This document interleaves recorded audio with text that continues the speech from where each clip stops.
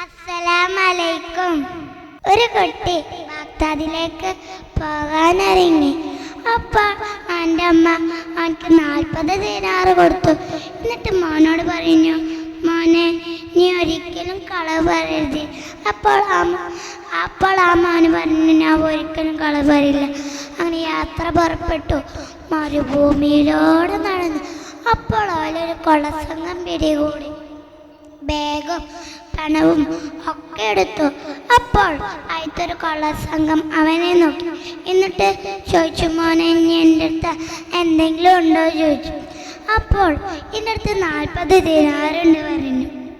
അപ്പോൾ കുട്ടീനെ ഈ കൊള്ളസംഘത്തെ തലവൻ്റെ അടുത്തേക്ക് കൊണ്ടുപോയി. എന്നിട്ട് ആ തലവന് ചോദിച്ചു, നീ എന്താ സത്യം പറയാൻ കാരണം എന്ന് ചോദിച്ചു.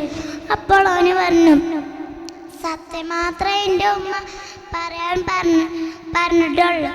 സത്യം പറഞ്ഞിട്ടില്ലെങ്കിൽ ഇന്നോവ ശിക്ഷിക്കൂല എന്ന് പറഞ്ഞു.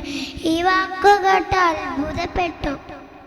എന്നിട്ട് പശ്ചാത്താപിച്ച് നേർമാർഗം സ്വീകരിച്ചു.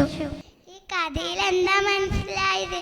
എപ്പോഴും സത്യം മാത്രമേ പറയാൻ പറ്റുള്ളൂ.